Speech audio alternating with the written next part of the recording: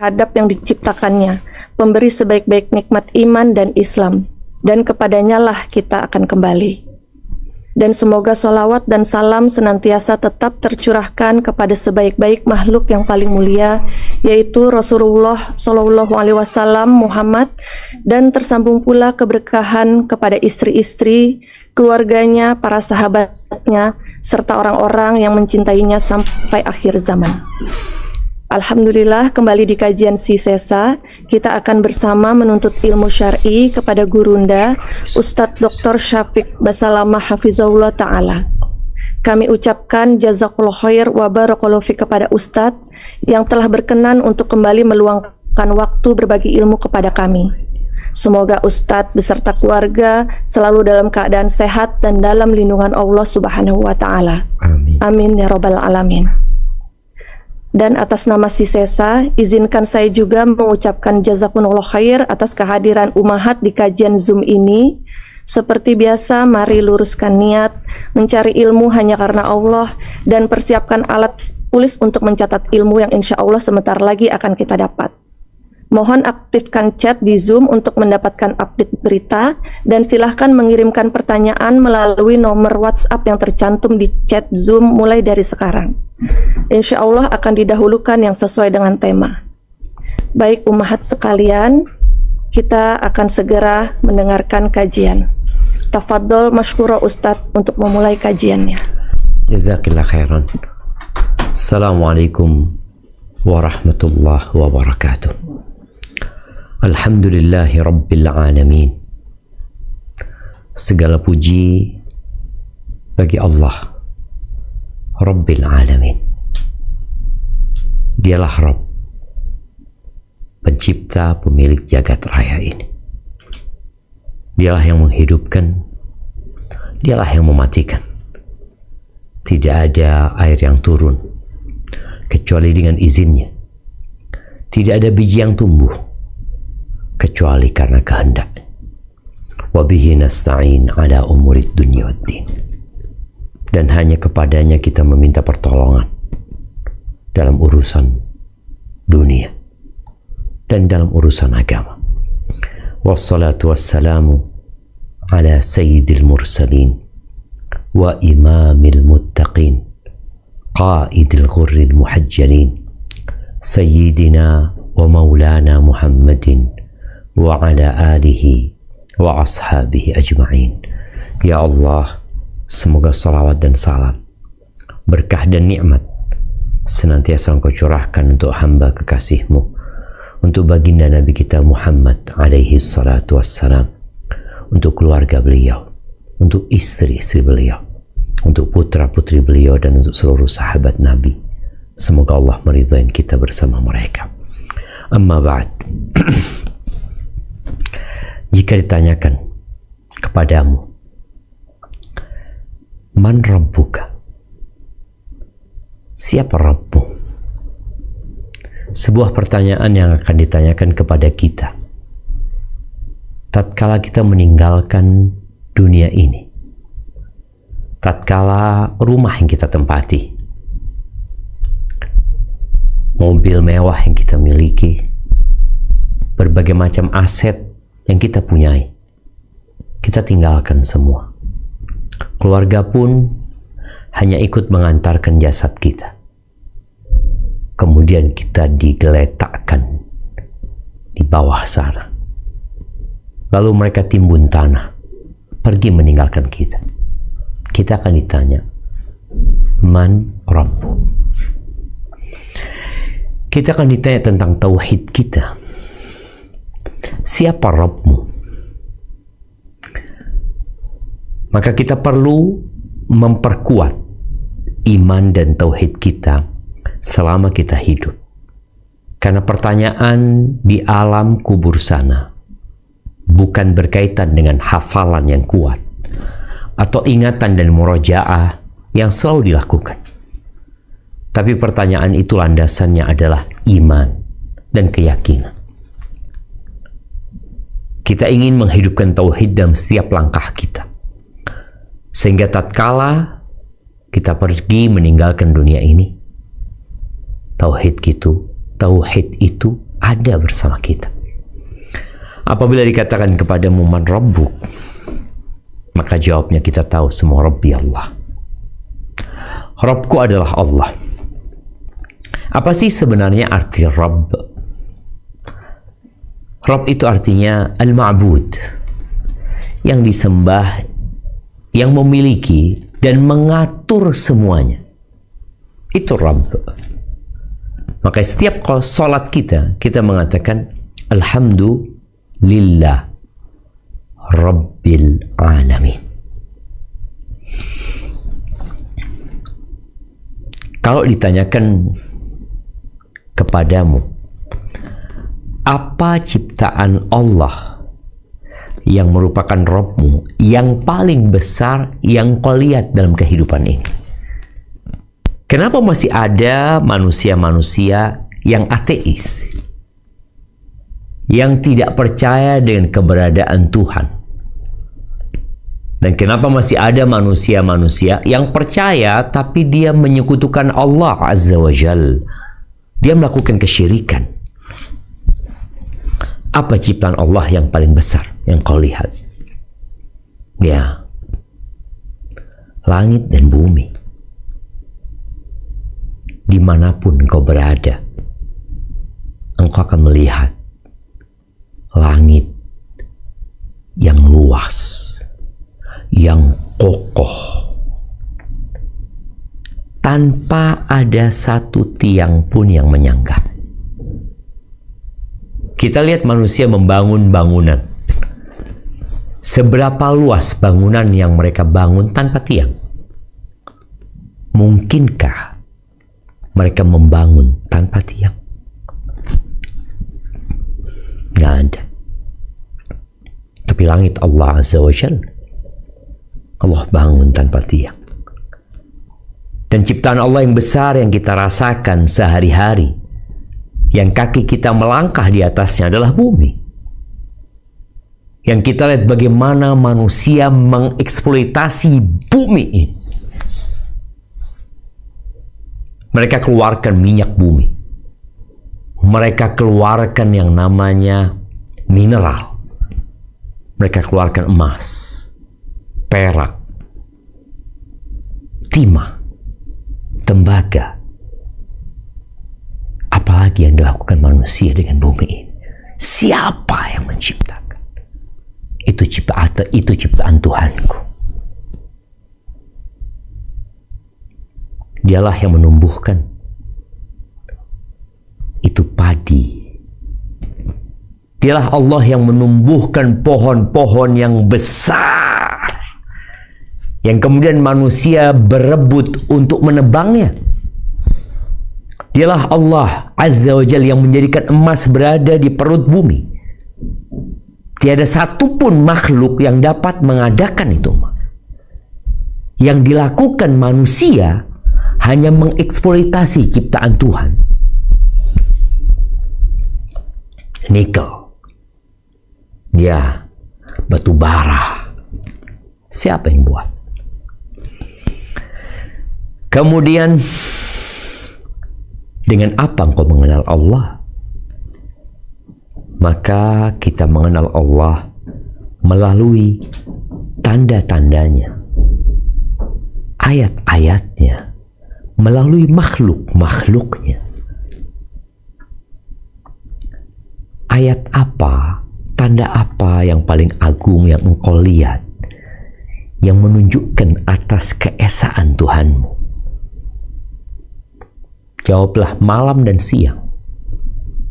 Malam dan siang. Dan kita merasakan itu setiap hari. Kita sekarang sedang di siang hari.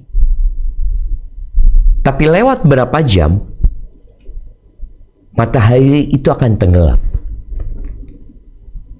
Kemudian mulailah bumi di bagian kita akan diselimuti dengan kegelapan. Kenapa itu terjadi?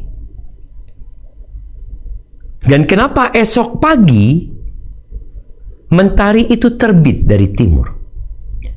mengusir gelapnya malam, perlahan-lahan membuat manusia kemudian bangun dari tidurnya, melakukan aktivitas. Dan kita lihat tidak pernah ada siang itu tahu-tahu terlambat. Nggak ada. Pokoknya dia akan terus berganti. Malam menjadi siang, siang menjadi malam. Allah Azza wa Jalla berfirman di surat Al-A'raf ayat 54. Apa kata Allah Azza wa Jalla? Silahkan dibaca. A'udzu billahi minasyaitonir rajim. Bismillahirrahmanirrahim. Inna rabbakumullahu alladzi khalaqas samawati wal ardh خلق السماوات والأرض في 6 أيام ثم استوى على العرش يغشي الليل النهار يطلبه حثيثا والشمس والقمر والنجوم مسخرات والقمر والنجوم مسخرات بأمره ألا له الخلق والأمر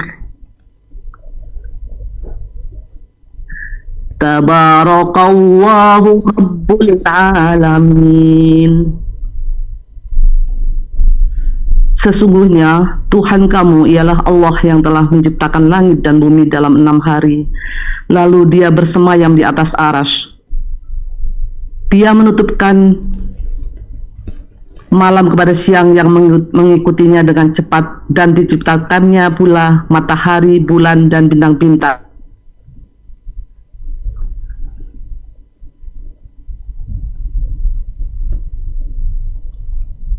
Naam.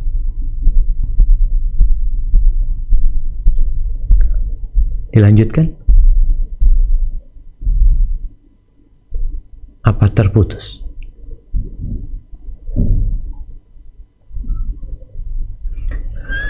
Dan dia ciptakan pula matahari, bulan, dan bintang-bintang. Masing-masing tunduk kepada perintahnya. Ingatlah, menciptakan dan memerintah hanyalah hak Allah. Maha suci Allah, Rabbul Alamin, Tuhan semesta alam.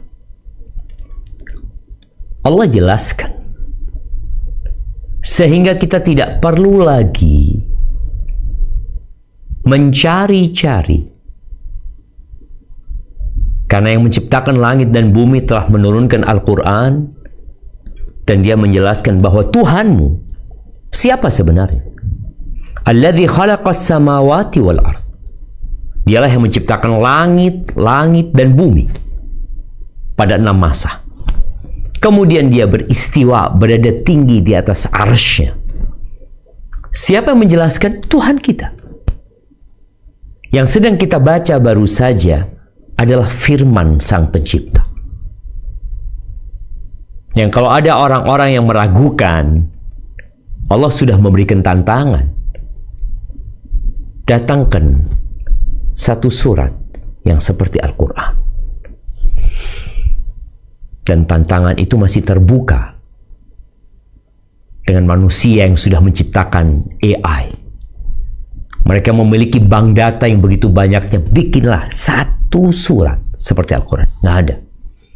Dan di sini Allah jelaskan, yughshil lailan nahar, bagaimana malam itu menutupi siang begitu cepatnya. Terus seperti nggak ada yang bisa menahan. Kalau seluruh kekuatan yang ada di muka bumi ini berusaha untuk menahan agar matahari tidak tenggelam, mereka tidak akan pernah bisa melakukan itu. Wasyamsa wal qamar, itu mentari ciptaan Allah. Sebagian orang ada yang menyembah matahari. Na'udzubillah min dzalik. Rembulan itu ciptaan Allah. Bintang-bintang itu ciptaan Allah. Masing-masing dari semuanya tunduk kepada perintah Allah. Yang memerintah, yang menciptakan hanya Allah. Tabarakallah Rabbul Alamin. Kalau engkau ditanya, apa sih artinya Allah?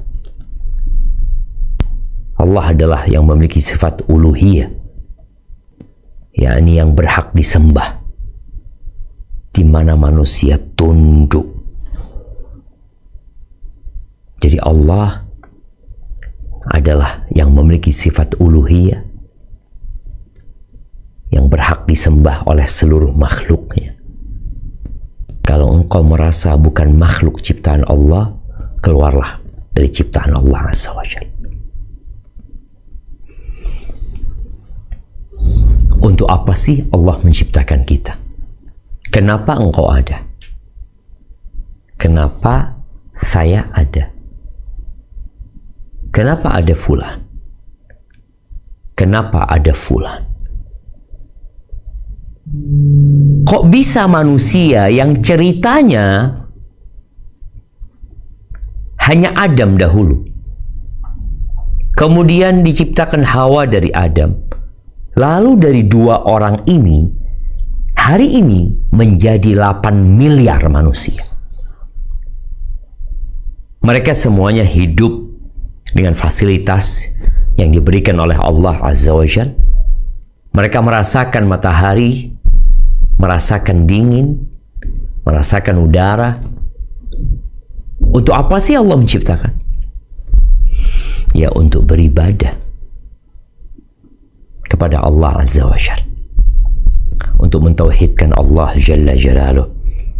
Apa sih arti ibadah? Bicara ibadah, kita harus beribadah.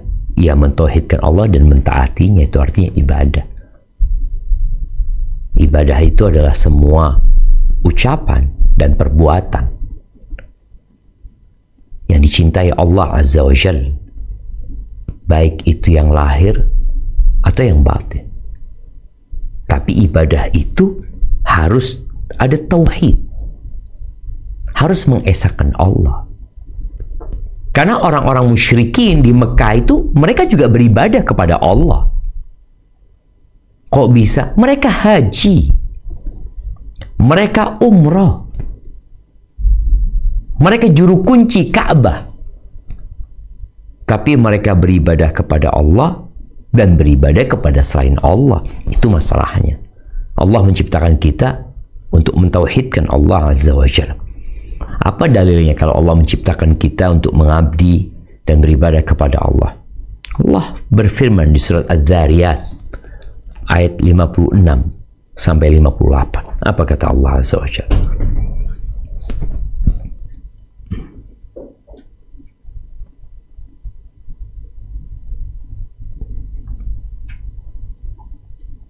Bismillahirrahmanirrahim. Wa ma khalaqtul jinna wal insa illa liya'budun. Ma uridu minhum mir rizqi wa ma uridu ayyut'imun.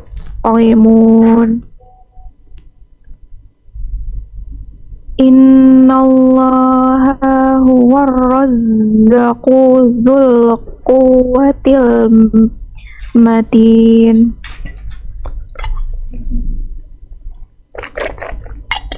Dan aku tidak menciptakan jin dan manusia melainkan supaya mereka menyembahku. Aku tidak menghendaki rezeki sedikit pun dari mereka, dan aku tidak menghendaki supaya mereka memberi aku makan. Sesungguhnya Allah Dialah Maha Pemberi rezeki yang mempunyai kekuatan, lagi sangat kukuh. Barakallahu fiik. Maka seharusnya setiap langkah kita itu isinya adalah tauhid, pengabdian kepada Allah Azza wa Jalla.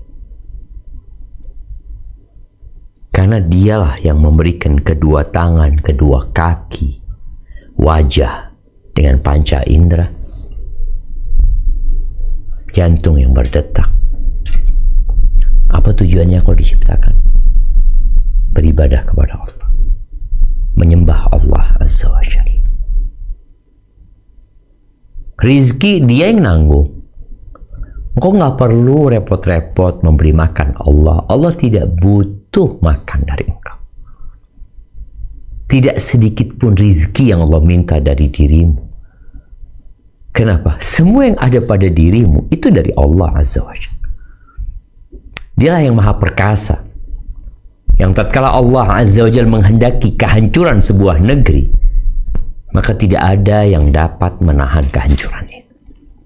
Tatkala Allah membuat panen sebuah negeri gagal, semua gagal. Dan manusia tidak dapat berbuat apa-apa. Ahibati fillah, apa kewajiban pertama yang Allah wajibkan atas kita? Apa sih kewajiban yang diwajibkan atas kita? Ya, mengatakan la ilaha illallah, kufur kepada taghut dan beriman kepada Allah. Kufur kepada taghut dan beriman kepada Allah. Taghut itu semua sesembahan selain Allah Azza. Kita kufur, kita berlepas diri dari semua kecuali Allah Azza wa Jalla. Allah berfirman di surat Al-Baqarah ayat 256. Satu ayat setelah ayat kursi. Apa kata Allah?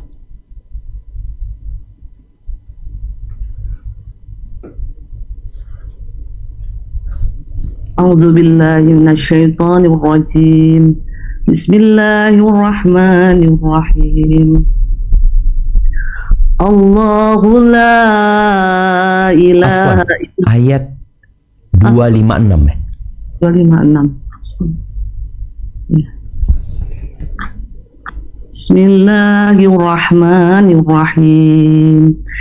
La ikrama fid din. La ikraha. La ikraha fid din. Qad tabayyana ar-rusydu minal ghayyi faman yakfur bit-taghuti wa yu'min billahi faqad istamsaka bil urwatil wusqa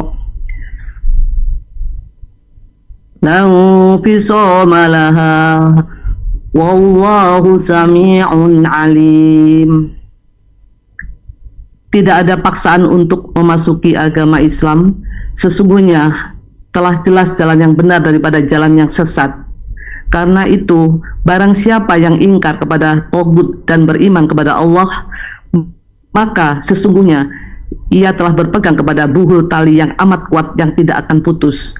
Dan Allah Maha mendengar lagi Maha mengetahui. Barakallahu fiik. Engkau mau beriman silahkan, engkau mau kafir silahkan.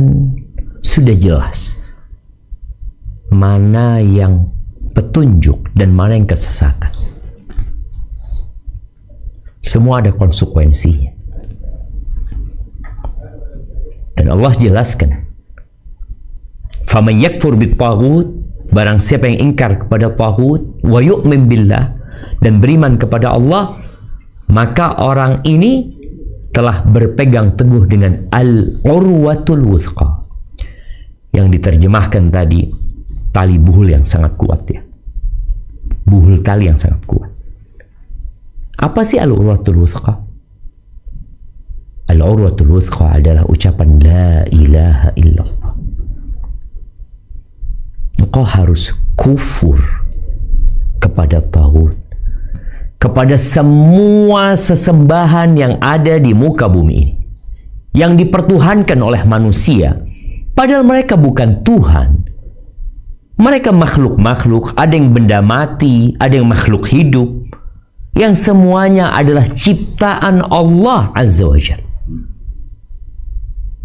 Tapi ada usaha untuk mengaburkan seakan-akan pantas untuk disembah. Kenapa kok sesembahan-sesembahan itu pantas untuk disembah? Karena nenek moyang mereka telah menyembahnya. Lalu kau menjadikan hal itu pantas? Ahibati fillah, makna la ilaha illallah yang kita selalu mengucapkannya, berulang kali kita mendengarnya. Kalau bicara menghidupkan tauhid dalam setiap langkah, kita mendengar azan itu dikumandangkan paling tidak 5 kali, dan kita menjawab. Dan di salat pun kita mengatakan asyhadu an la ilaha illallah. Terus kita ulangi. Apa makna la ilaha illallah? Di sini ada penafian dan ada penetapan. Penafian bermakna ada yang kita tiadakan. Apa yang kita tiadakan? Segala sesuatu yang disembah selain Allah. Kita nafikan semuanya. Nggak ada yang benar. Lalu kita menetapkan satu, dan itulah ketuhanan yang Maha Esa. Qul huwallahu ahad. Allah itu Esa. Semua yang disembah oleh manusia hanya kebohongan. Mereka menyebutnya Tuhan, menamakannya Tuhan. Kenapa? Ya, mbah-mbah mereka dari dulu ngomong itu Tuhan, dan kita percaya itu Tuhan. Padahal itu hanya batu, itu hanya binatang, itu makhluk yang tidak menciptakan apa-apa. Maka ingat, ketika engkau mengaku sebagai seorang muslim dan engkau mengatakan la ilaha illallah, maka engkau sedang menafikan segala sesembahan selain Allah. Lalu engkau menetapkan hanya untuk Allah semata. Ahibati fillah, di surat Az-Zukhruf ayat 26-27 Allah menceritakan tentang ucapan Nabi Ibrahim. Bagaimana tatkala beliau berdakwah mengajak kaumnya kepada Allah Azza wa Jalla, di mana kaumnya memiliki sesembahan yang macam-macam. Mentari mereka sembah, rembulan mereka sembah, bintang mereka sembah, patung-patung mereka sembah. Mereka punya beragam sesembahan. Lalu apa kata Nabi Ibrahim kepada bapaknya dan kepada kaumnya? Nah, kita baca ayatnya.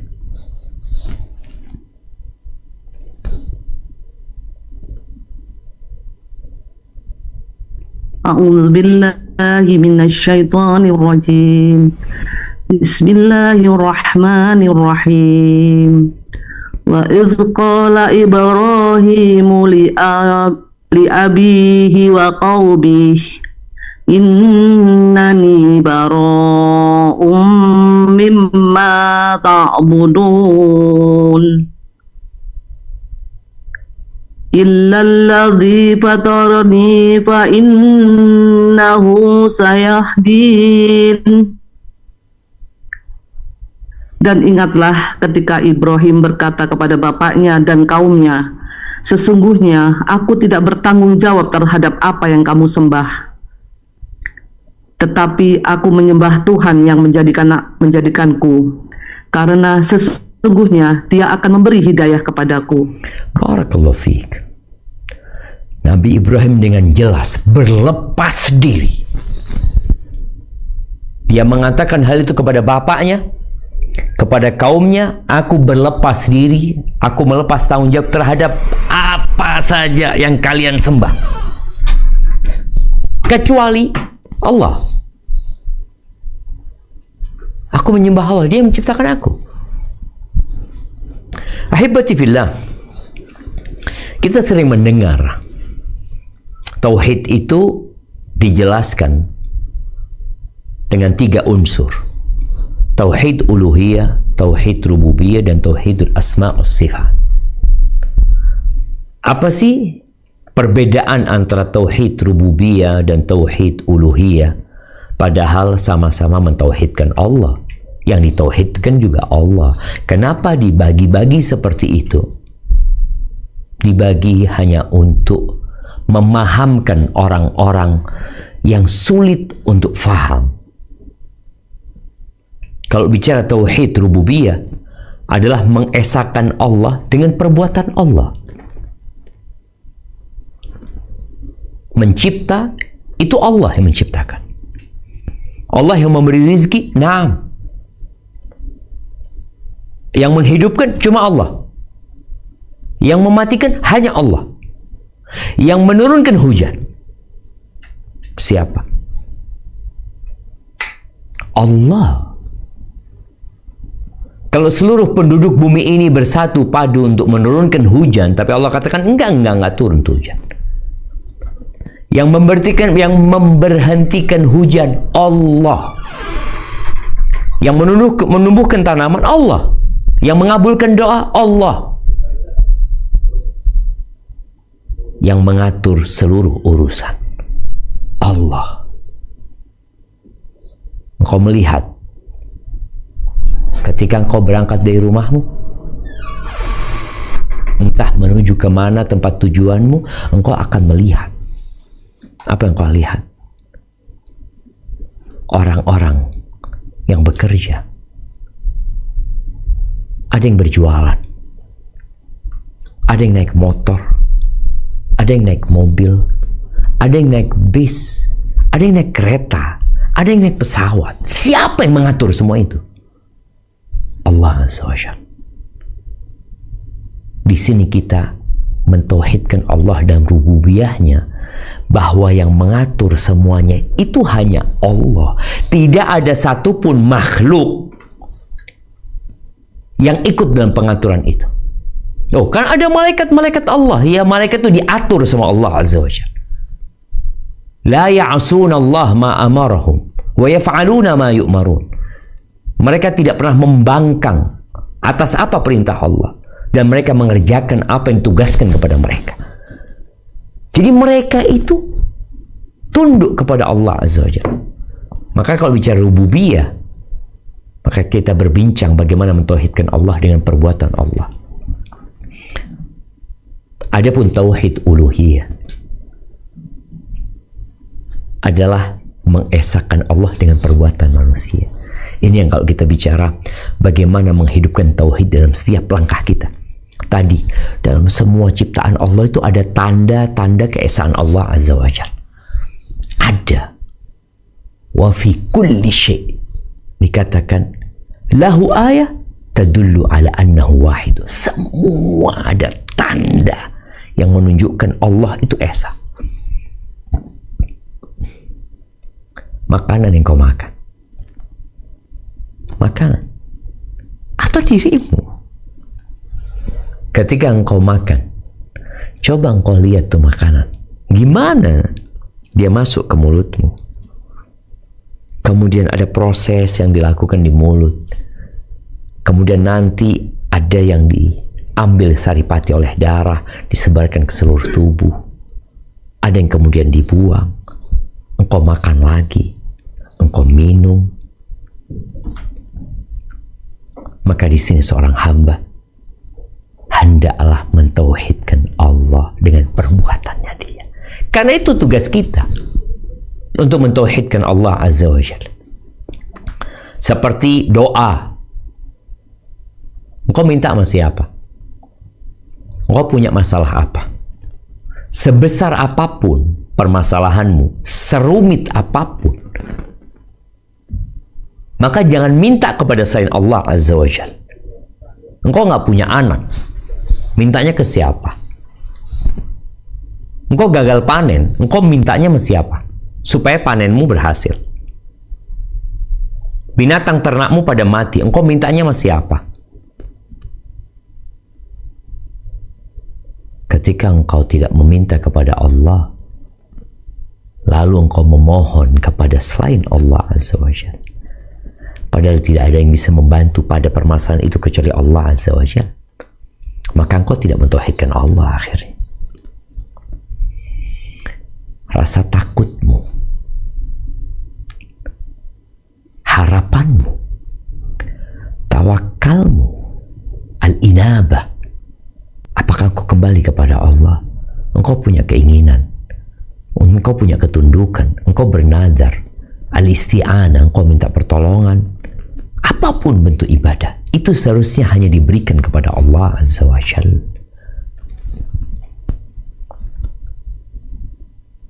Bicara rizki yang sempit, di mana sebagian manusia mengeluhkan dia udah berusaha, tapi ternyata sampai hari ini dia belum mendapatkan pekerjaan umpamanya,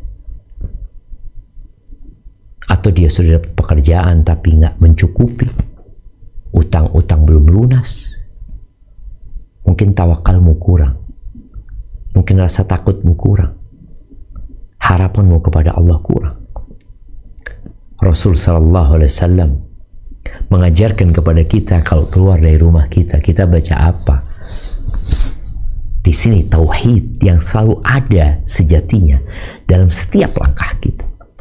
Kita keluar dari rumah mengatakan bismillah, dengan nama Allah. Kita makan bismillah.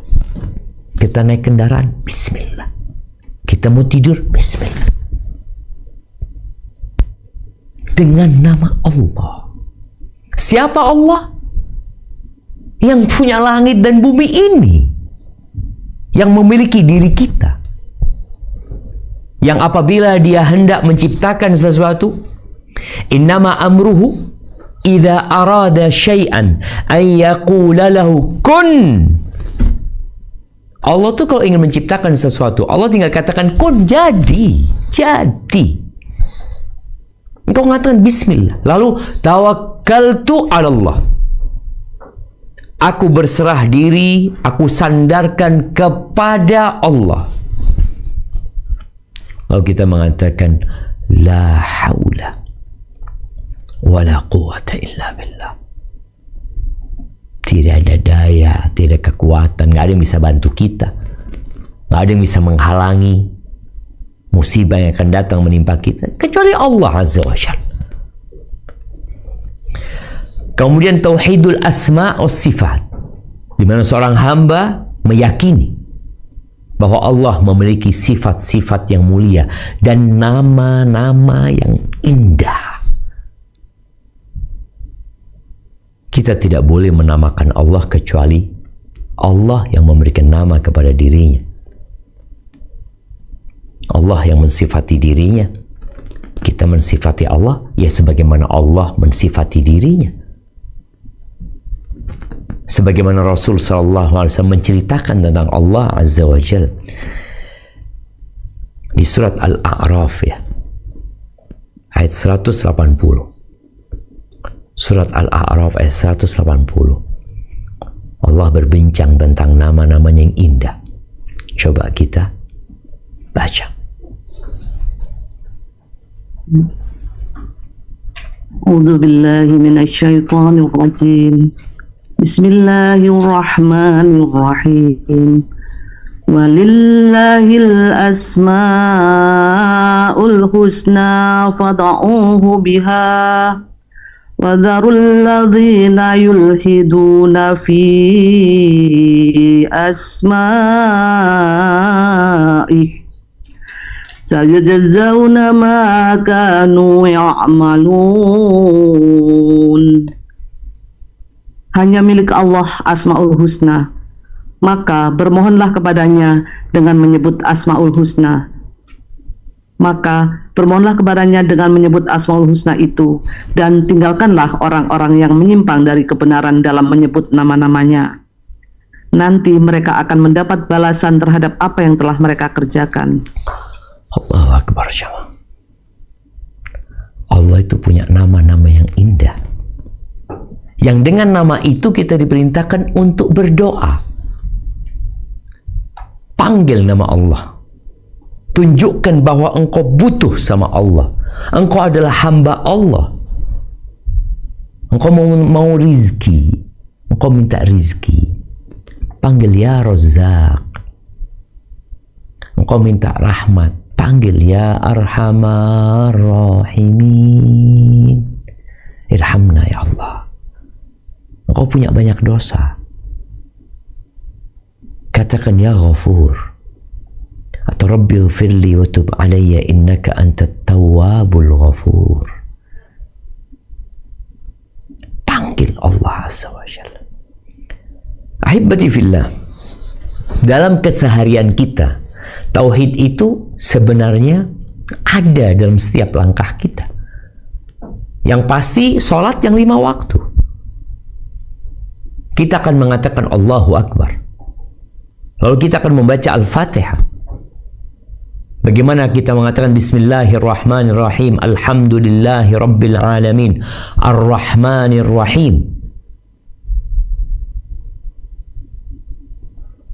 Maliki Yaumiddin, Iyyaka na'budu wa iyyaka nasta'in.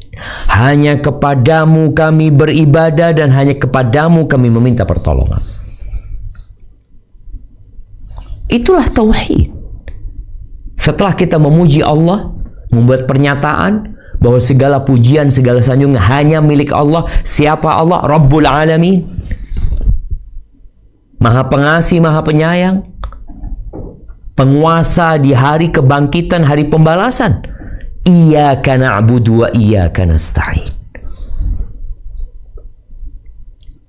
Apa bukti dan tanda-tanda keberadaan Allah? Tadi udah kita bicarakan. Bahwa Allah itu Rabbul Alamin. Kita dianjurkan untuk membaca ayat kursi setiap selesai sholat. Yang membaca ayat kursi setiap selesai sholat, nggak ada yang bisa menghalangi dia, atau tidaklah dia terhalang dari masuk surga kecuali nunggu mati dia. Mati insya Allah langsung masuk surga. Sebelum kita tidur, kita diperintahkan untuk membaca ayat kursi. Dan ayat kursi itu adalah ayat yang paling agung dalam Al-Quran Al-Azim. Kalau surat yang paling agung, surat Al-Fatihah. Adapun ayat yang paling agung adalah ayat kursi. Ada apa sih? Kok bisa ayat kursi ini menjadi ayat yang paling agung? Kita akan baca ayat kursi. Naam, tafadhal.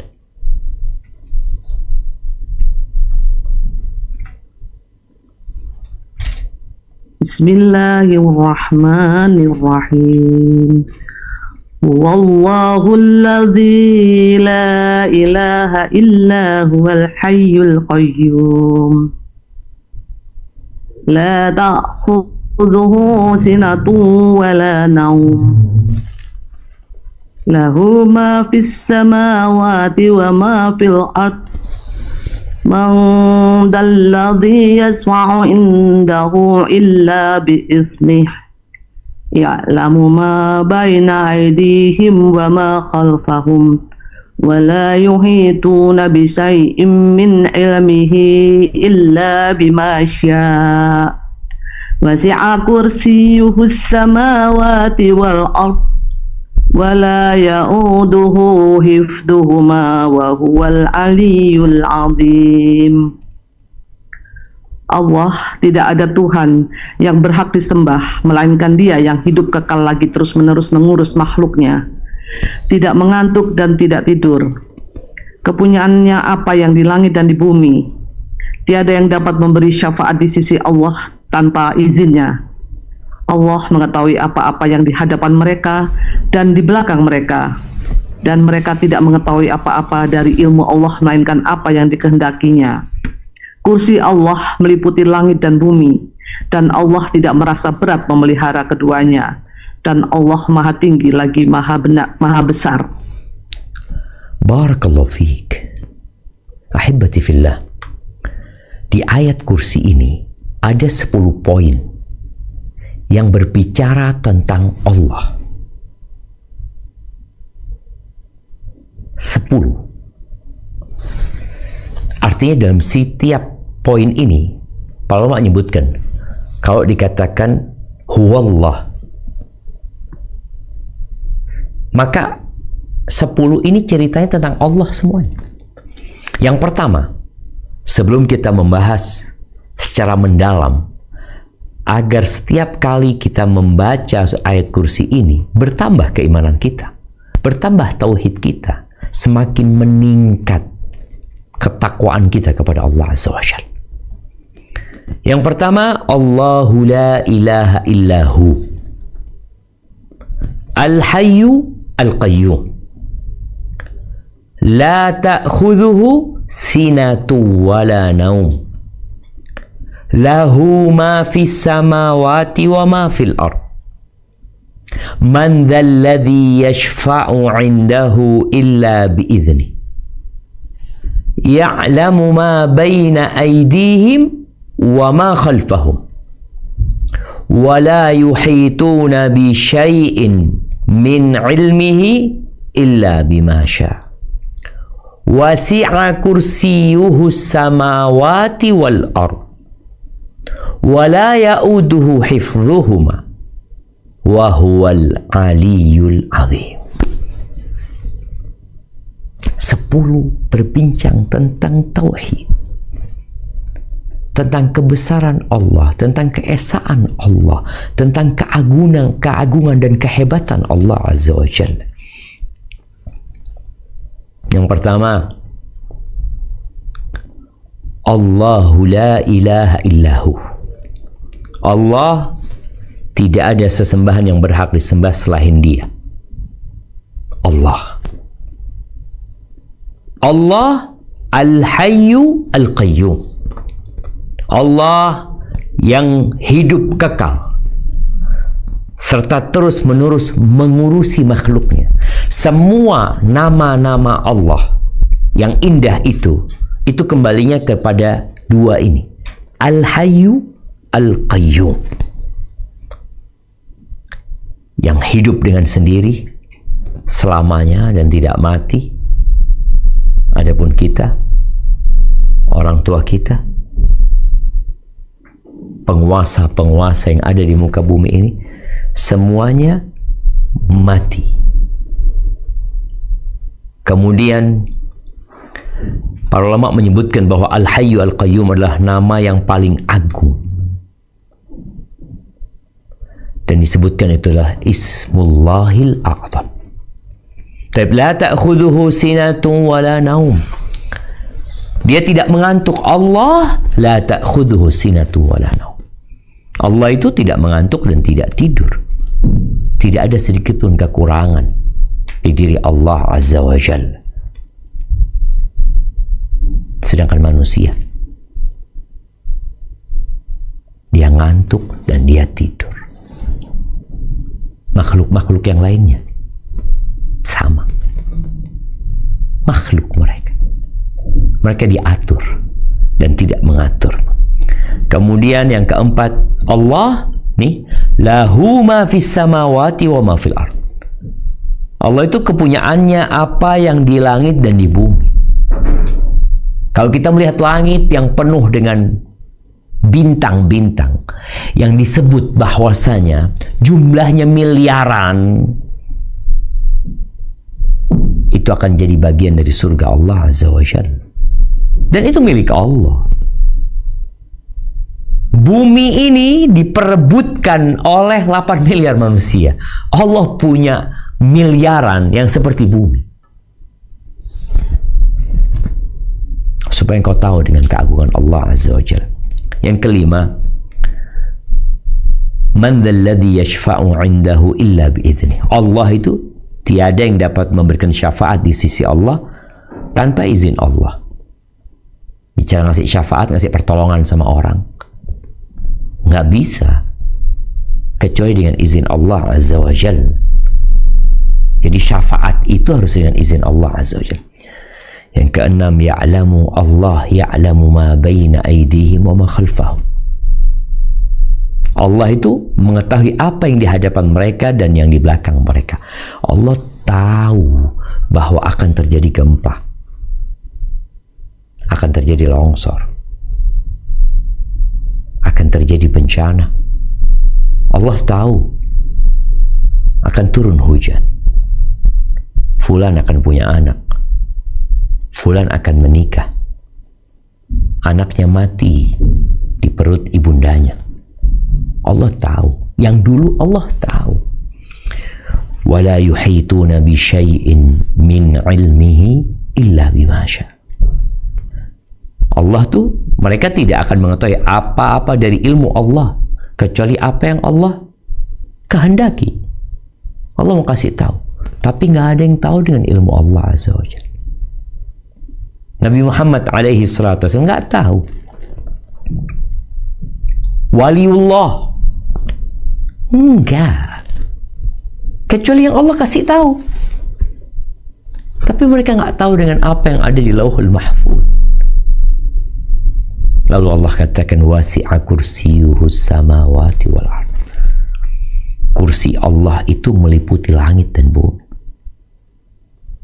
Ibnu Abbas menafsirkan kursi Allah yang disebutkan Allah, kursinya Allah itu seluas langit dan bumi ini kita lihat. Ibnu Abbas mengatakan al-kursiyu mawdi'u qadamai. Kursi adalah tempat kedua telapak kaki Allah Azza wa Jalla.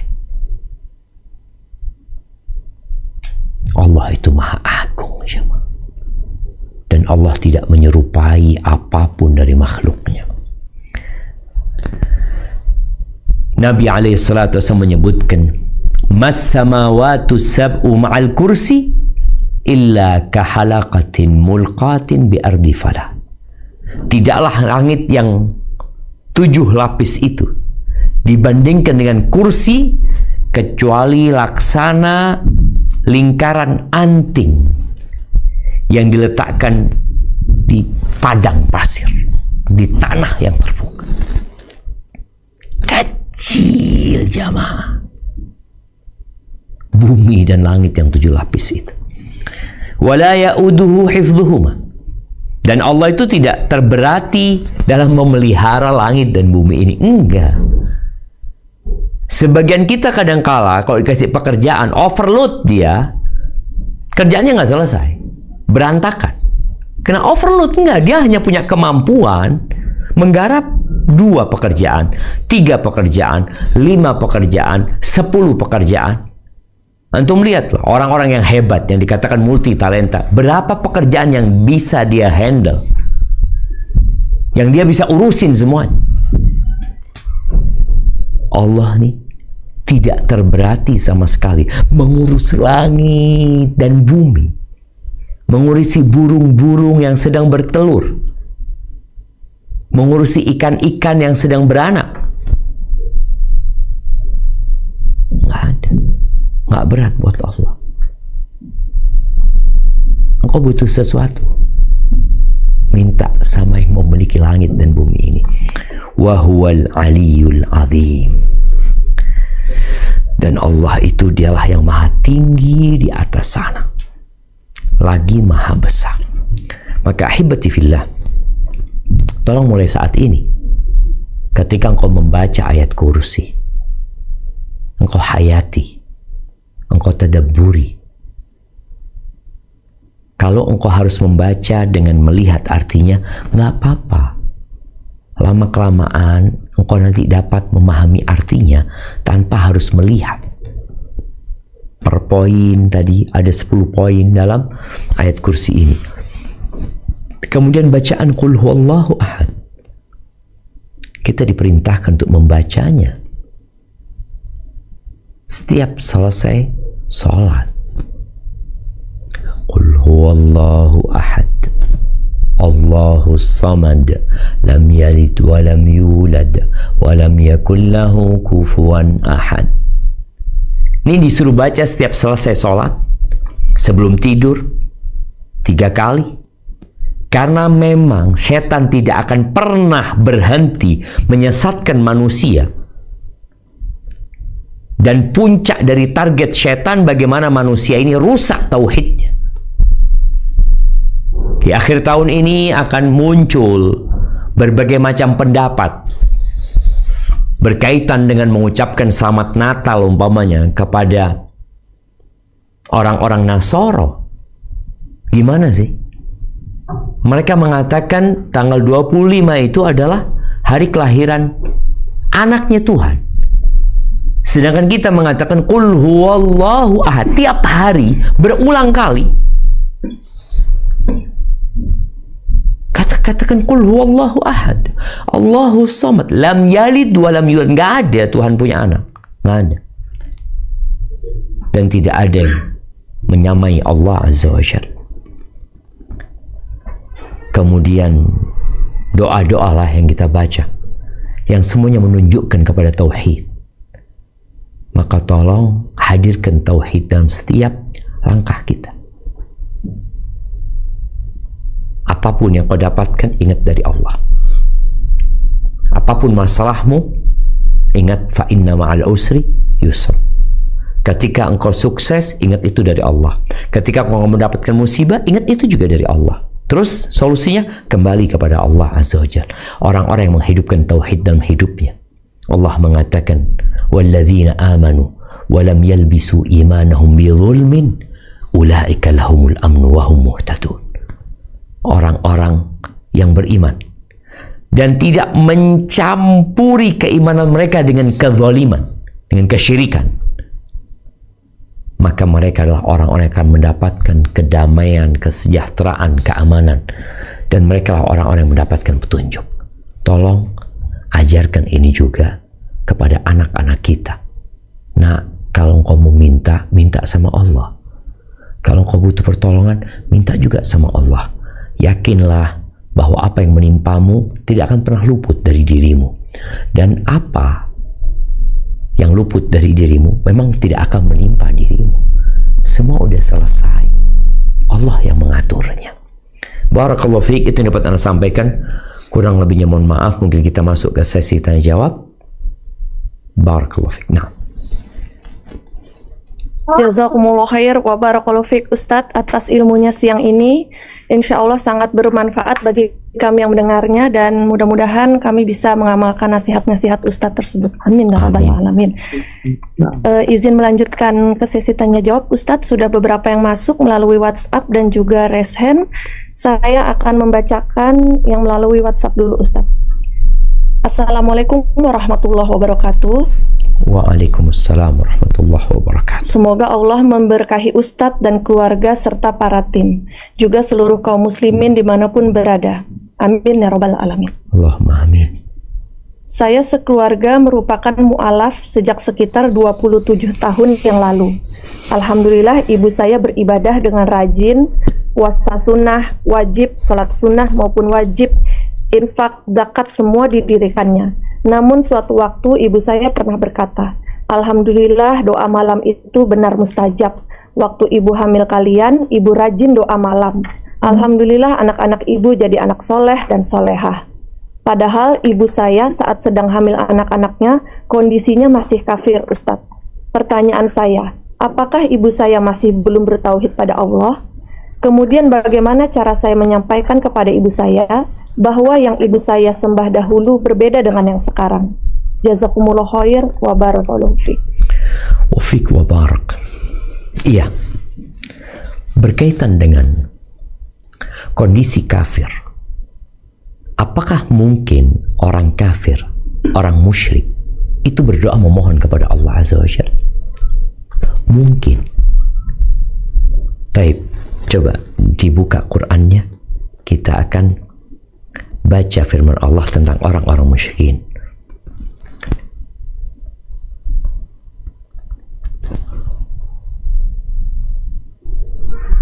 Di surat Al-Ankabut ya. Ayat 65. Surat Al-Ankabut ayat 65.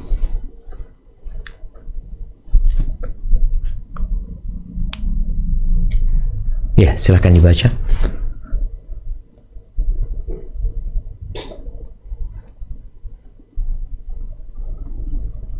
A'udzu billahi minasyaitonir rajim. Bismillahirrahmanirrahim.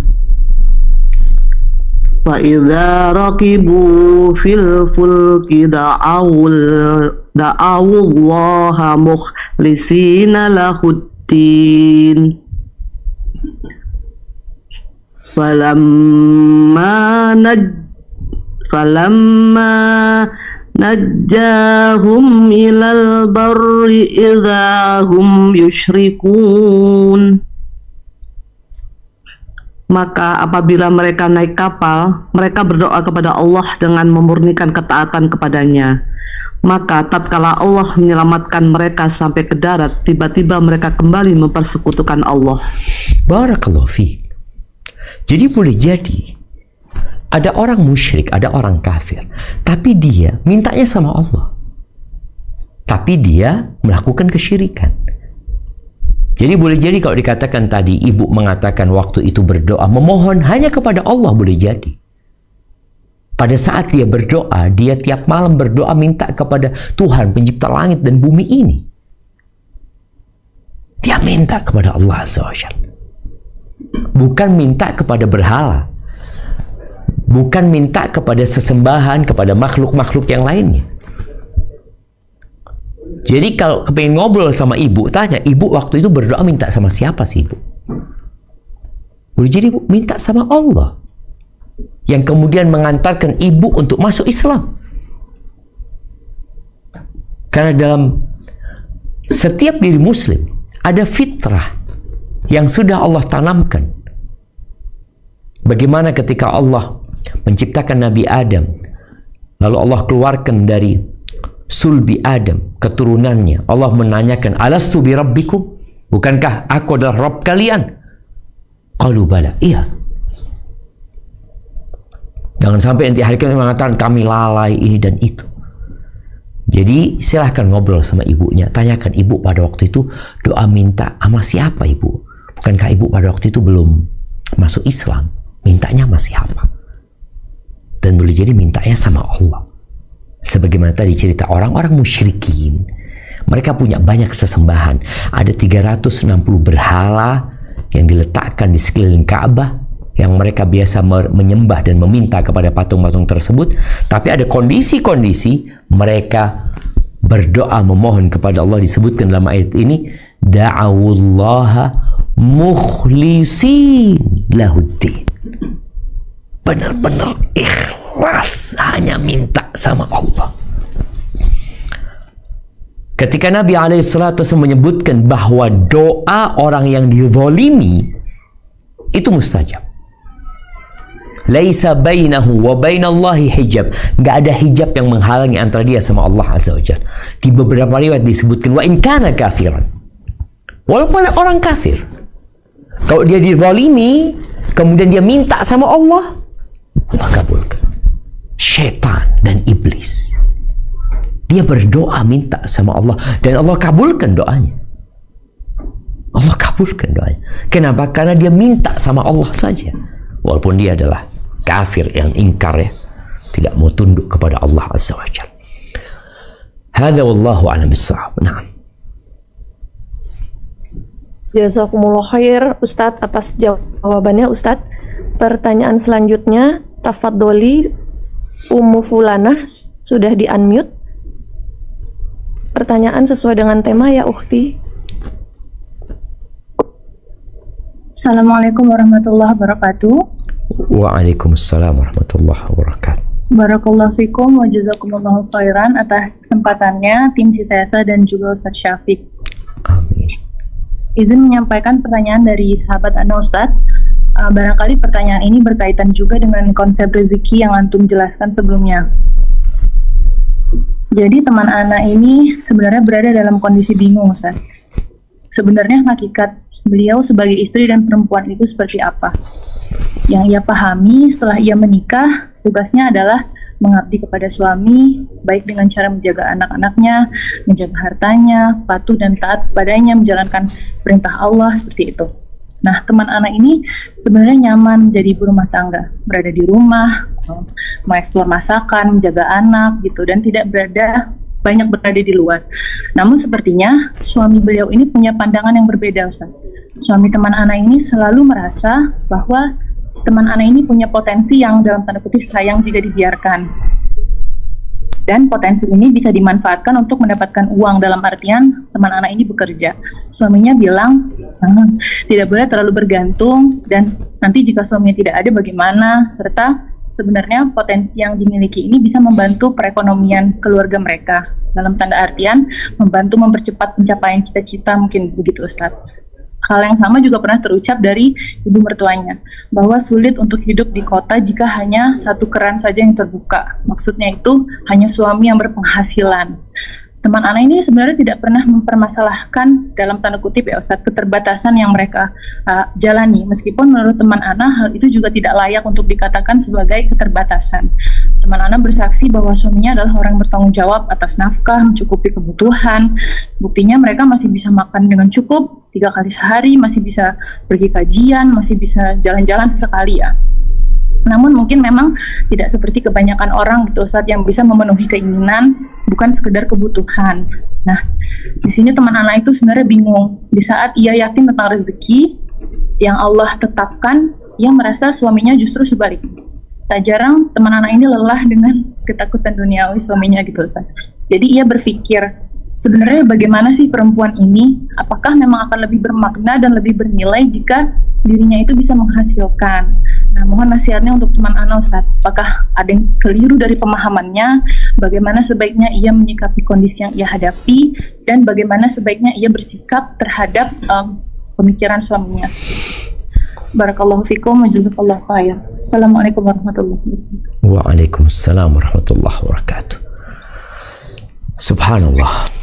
Maka di sini dibutuhkan ya, bagaimana menyamakan visi dan misi dalam menjalani kehidupan ini.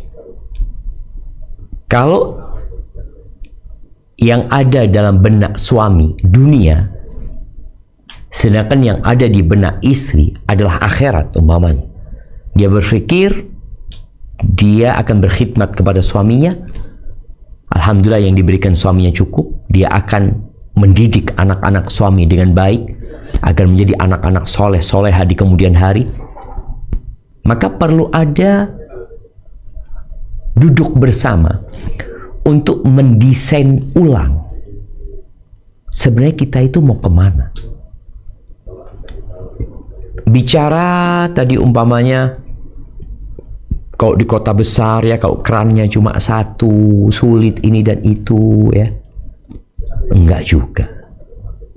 Berapa banyak orang-orang yang kerannya cuma satu tapi hidupnya Masya Allah, rizkinya Allah luaskan,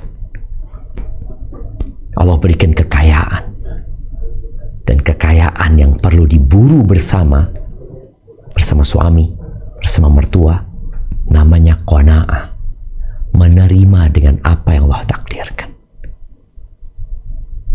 Maka Ana rasa yang perlu dilakukan adalah tadi duduk bersama suami untuk mendesain ulang ya.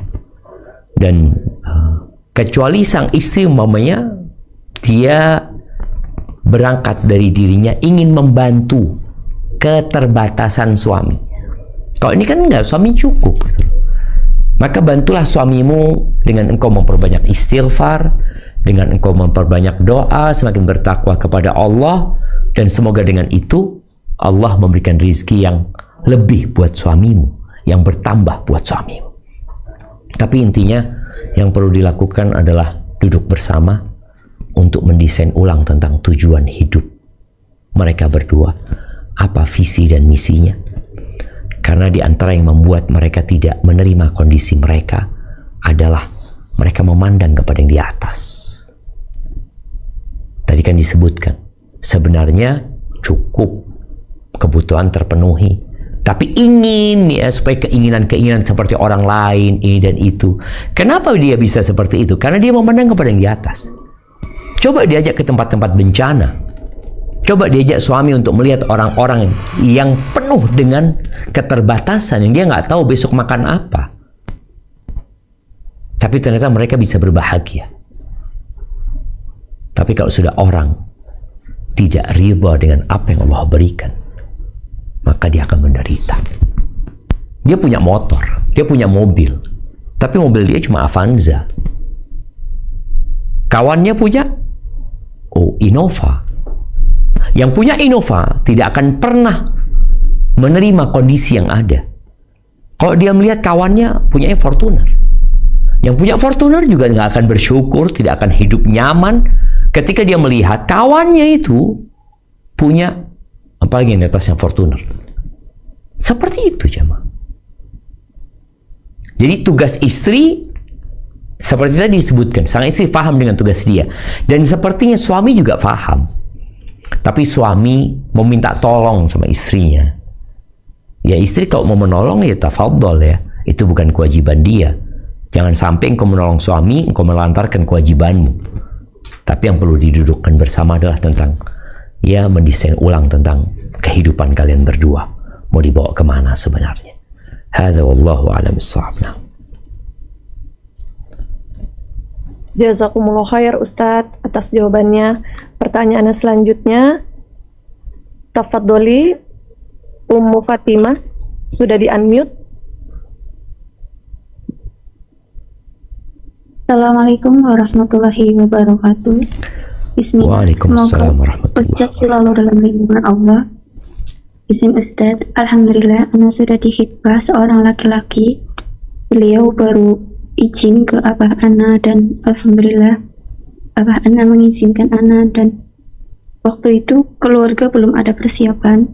Qadarullah, walaupun 2 hari itu mendadak, namun acara berlangsung dengan lancar. Ustadz, apakah beliau ini jodoh Ana?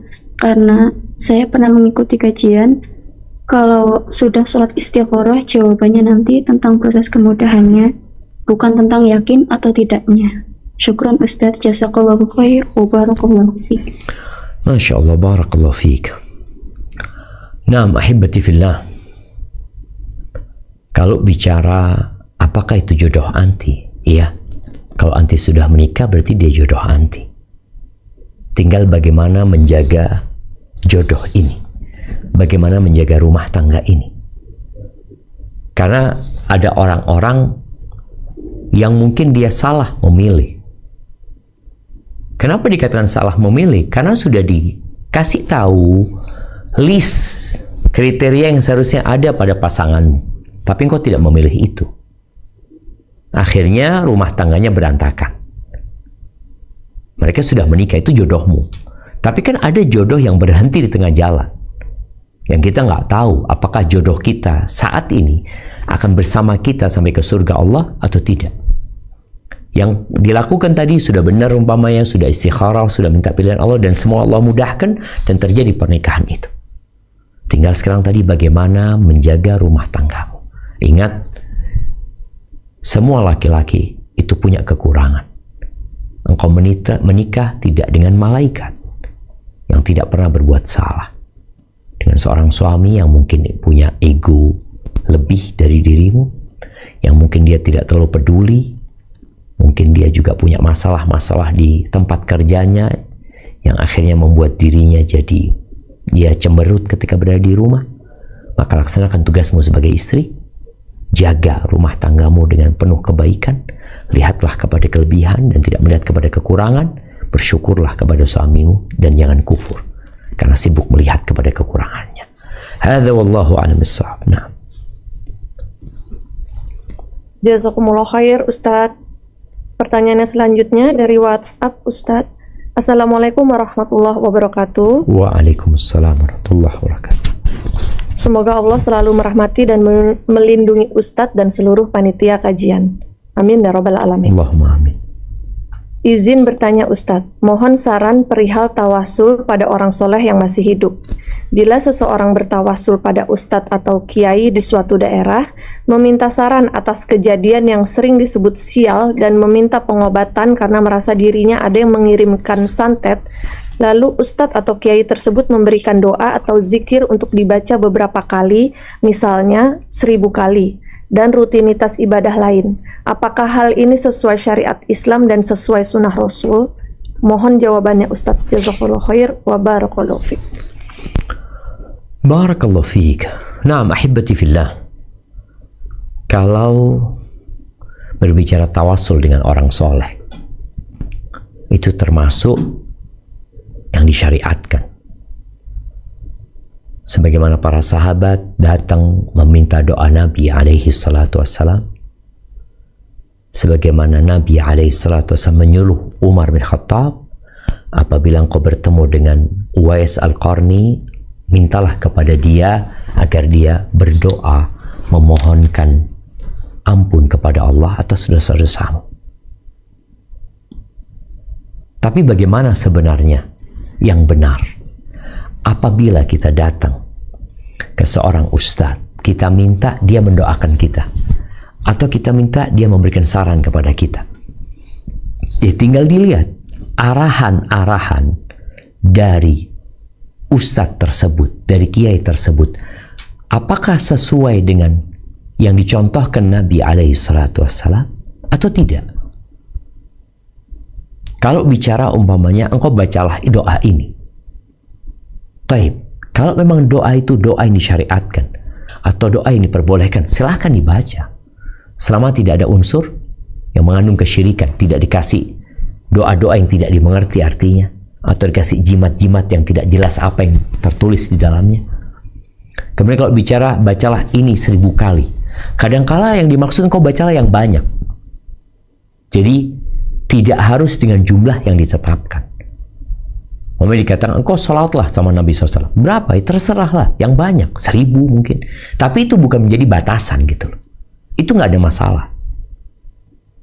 Karena memang kita disuruh memperbanyak sholawat, kita disuruh memperbanyak istighfar. Sampai ada sebagian ulama yang dia mengatakan dia punya 41 dosa yang dia anggap berat ya. Setiap dosa itu dia telah beristighfar mohon ampun sama Allah 10.000 kali atau 100.000 kali. Tapi dia bukan memberikan batasan seperti itu. Hanya dia aku ingin banyak istighfar, aku mau mohon ampun sama Allah Azza wa Jalla. Jadi yang perlu dilakukan adalah memastikan apakah arahan-arahan yang diberikan itu sesuai dengan sunnah atau tidak.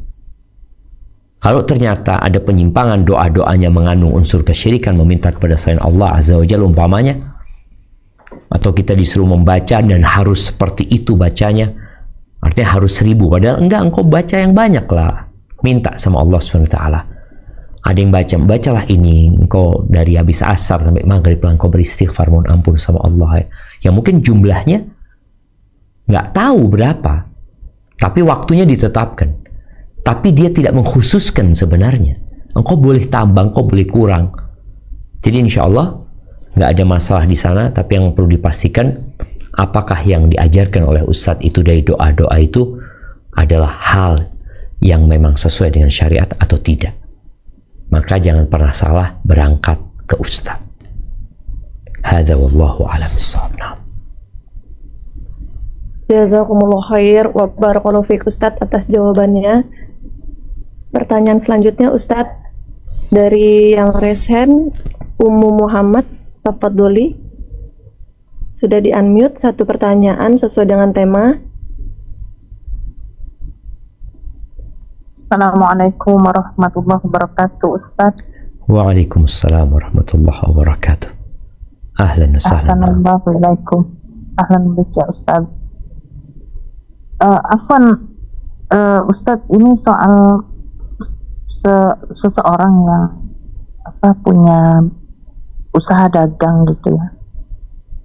Dia menjual pakan ternak, kucing, burung, ikan. Nah, di kemasannya itu kan ada gambarnya, ada matanya, dan itu dipajang. Gimana itu hukumnya, Ustaz? Mohon penjelasannya. Afan jiddan katsiran. Jazakumullah khairan. Assalamualaikum warahmatullahi wabarakatuh. Waalaikumsalam warahmatullahi wabarakatuh. Naam, ahibati fillah, berkaitan dengan gambar ya. Ada memang hal-hal yang sulit untuk dihindari. Kalau kita ngelihat ya, orang yang jualan sabun, sampo ya, mereka di situ ada gambar-gambar, di situ ada foto-foto. Mungkin kalau foto lebih ringan daripada gambar karena ada larangan yang berkaitan dengan gambar yang bernyawa. Adapun masalah foto diperselisihkan oleh para ulama ya Kalau itu foto, semoga nggak masalah ya. Karena tujuannya sebenarnya bukan memajang. Tujuannya bukan memajang, tapi dia memang menjual barang tersebut yang ada fotonya tadi. Dan hampir semua makanan, kalau kita lihat ada susu ya, susu bayi, susu ibu hamil, atau susu yang macam-macam, kalau nggak gambarnya sapi, gambarnya anak kecil ya, itu termasuk satu hal yang memang sulit dihindari. Tatkala kita bisa menghindari, hendaklah kita menghindarinya. Ketika kita tidak dapat menghindarinya, banyak-banyaklah istighfar, mohon ampun kepada Allah SWT. Hadza wallahu a'lam bissawab. Nah. Jazakumullah khair wa barakallahu fiik Ustadz. Pertanyaan selanjutnya Ustadz dari WhatsApp. Assalamualaikum warahmatullahi wabarakatuh. Waalaikumsalam warahmatullahi wabarakatuh. Semoga Allah selalu melindungi Ustadz dan keluarga. Amin ya rabbal alamin.